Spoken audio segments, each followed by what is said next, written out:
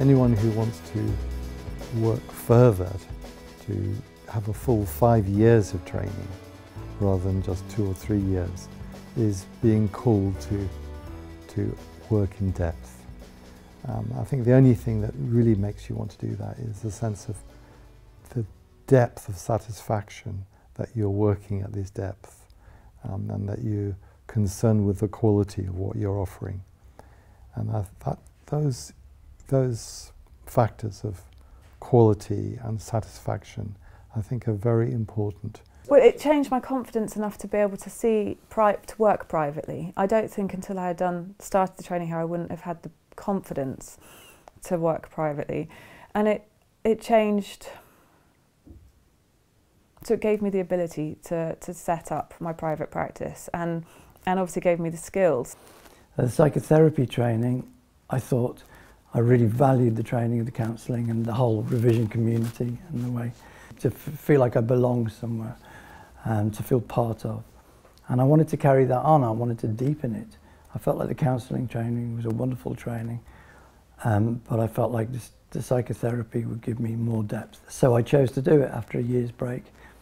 I think I just knew that I had to carry on doing this because for the value I find in it, but also to be able to hold clients at a deeper level.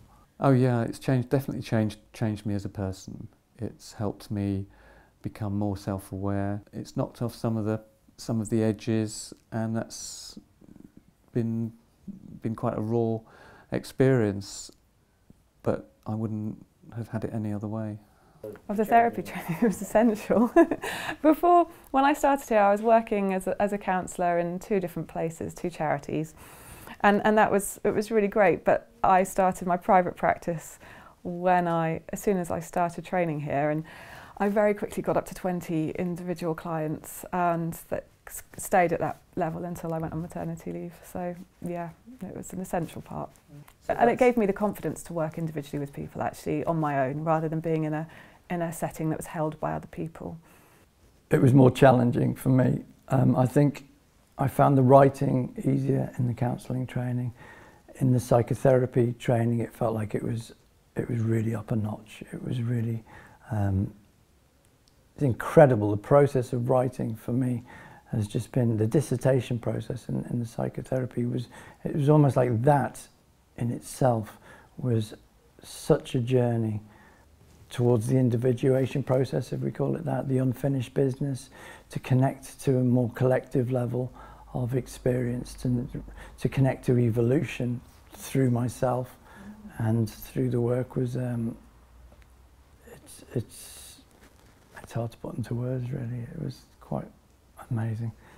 I think I am more challenging now. I'm more comfortable with working with negative transference, and it's more alive. I would say my practice is more alive. I take more risks and there's more creativity. The first thing that came for me is I mentioned thing about I kind of tend to the light rather than the dark, but there's something about holding the opposite, both the light and the dark. And so if I'm able to hold that, then it helps me with my clients for them to recognise to hold both the light and the dark. The things that get left out of the therapy room, things that no one perhaps may necessarily talk about, almost like the murky stuff, the stuff people don't like to talk about. That's, I use the word shadow, that's to name that and to bring that in and to actually work with that in the therapy room. I find that it's something I've not really done before in my previous training, but here I've been really engaging with more. Yes, I think before this training I'd have found it difficult to engage in thinking about the power in the counselling room, for example, or sex, mutual attraction within the counselling relationship. But given this deepening training, it's more easy to feel those feelings, think those thoughts, and have a place to put them, have a place to be able to think about them, feel about them, and a feeling of how my client might be thinking and feeling about them as well. The deepening training allows me to find words for these really difficult subjects. So yeah, it's coming into practice more and more. Yeah. Yeah, I think similarly. I think to feel more somatically kind of countertransference feelings and when and how to address it with clients as well. I mean, it's been a real journey in that, I think, for me, and very important because I felt frightening to how on earth I'm feeling these things. Oh my God, is it mine? Is it theirs? All that kind of wondering about and sensing and knowing, and the kind of craft of when to kind of say, okay, I think there's something very important going on here. But to actually use it, because that this client has given me something here, that's kind of about them, that needs to kind of come back and find some way into the space. There's a huge amount of theory in the training, but and what was really great about the training was the way the weekends that make it experiential, allow the theory to sink in and onto a bodily level. So you do embody the training, and you take it to your own practice therapy and work it through it on a different level as well. So it doesn't become heady stuff anymore. It becomes real deep. It allows it to become really embodied, and it goes deep into your gut. So you feel it, you know it on a bodily level. It's not just something that you're trying to understand.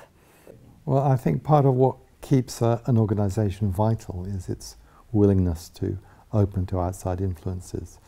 So it's not just having trainers from outside, but also having counselling graduates from other organisations impinges and forces our own counselling graduates, rather just to assume everything's going to continue, to adapt and open. And I think that's something that people who've come in from outside really have appreciated, how much they are welcomed and how the core group is very open to including them and feel that they can really make a contribution to the nature of the group that develops.